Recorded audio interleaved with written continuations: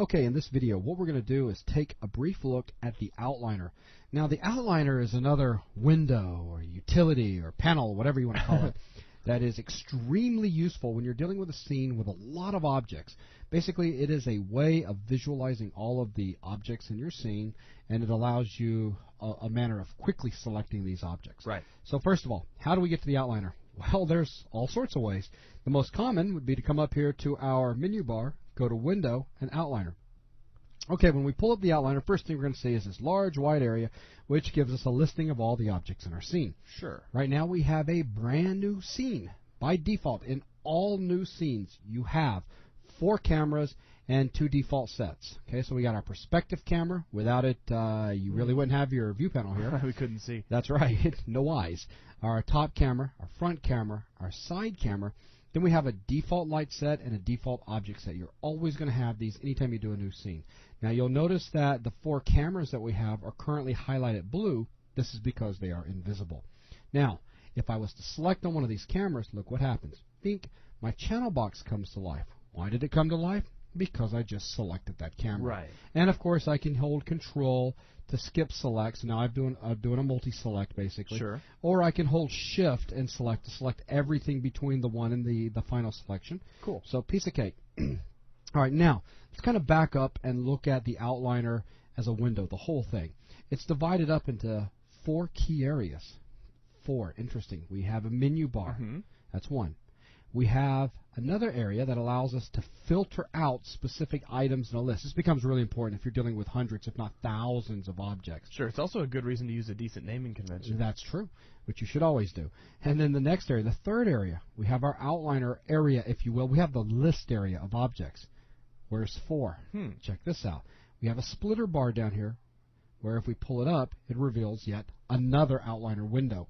So there's actually 2 outliners in this window. That's correct. And why is this important? Well, if you need to perform a parenting operation, let me set up some objects real quick. Let's give you guys some examples. So yeah, sphere, a cylinder, and I'll just move him over. A cone, we'll move him over.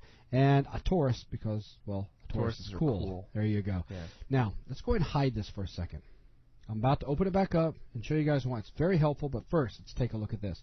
If you remember, in the hypergraph lesson, I showed you guys parenting, just so that I could demonstrate how the DAG graph worked. Sure. Okay?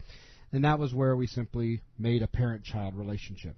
And if you remember in that lesson, what I did is I simply middle-clicked on the child and drug it over to the parent and let go. Gotcha. Same thing works here.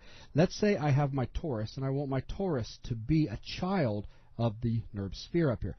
Middle click, drag, and once I get over the NURB sphere, drop.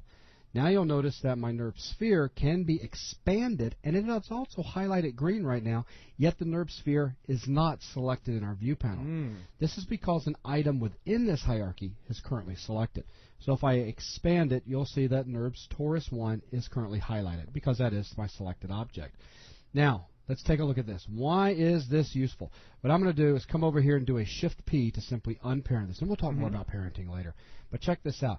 Let's pretend that I have this long list of items. Hey, can I make a long list for you real quick? What are you going to do? Watch this. You're going to do some Control or Shift-D stuff? I'll use the Shift-D stuff.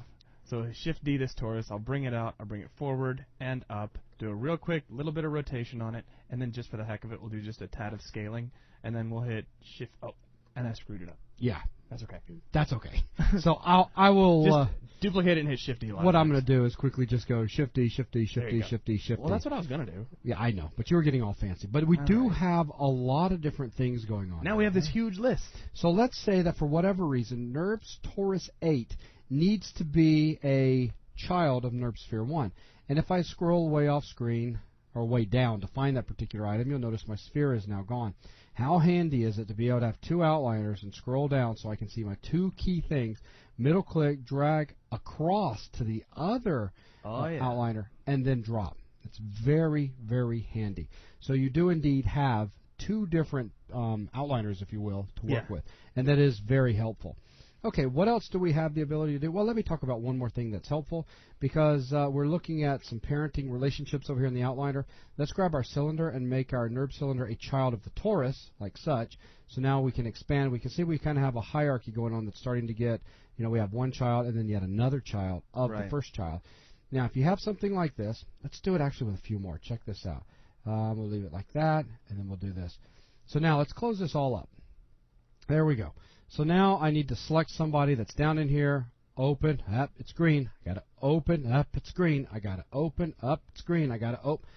There it is. Lots of clicking. Lots of clicking. And trust me, you're going to get caught in situations like this if you're dealing with a character that's got a lot of joints, etc. Now let's go ahead and close this all up and show you a much more convenient way of expanding the entire hierarchy. If you hold the Shift key down on your keyboard and then come over and left click on the expand icon, boom, the whole thing is expanded. Very cool. It's very handy. Nice shortcut. So thank you very much. And finally, so if we were to, let's just say, delete, delete, delete, and delete. Much better. Now, how do I use the filter? Just a really quick look at what you can do with it. Let's say I want to find everything that starts with the word NURBS. So I just type in NURB, do an asterisk, or just, asterisk. I could just do NU. It doesn't matter. Hit enter, and boom. We've now filtered out all of my NURBS Nice. stuff. Go ahead and click this icon here to reset. So now I'm viewing all of my objects again. And then maybe I want to find my default stuff. DE star. There you go. And there's my default things. Piece of cake. Now, finally, up at the top, we've got a menu that controls things that can be displayed, shown, and of course, you have help. We're not going to get in depth with these things. I just want to give you just a quick example of something. For instance, right now, the outliner is only showing our transform nodes and sets.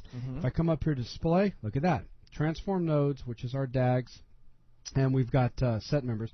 I can also turn on, let's say, shapes.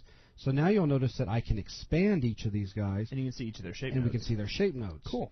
I may also want to come up here and say turn attributes on, and now you'll notice I get another way of expanding a particular node, and if I expand the node this way, I get a listing of all of that node's attributes. Nice. Now, this can become a headache if you like to work this way from time to time, especially with very intense scenes, Right. because there's just so much going on. But it's there. So anyways, you get an idea, and as you go further and further into this course, you will get a quick understanding of how these other things work. So I'm going to go ahead and turn attributes off, shapes off, just to return us back to normal. So there is a quick look at the outliner. For now, just think of it as a way of quickly selecting an item by name. Cool. And with that, that's going to wrap up this lesson. Thanks a lot, guys.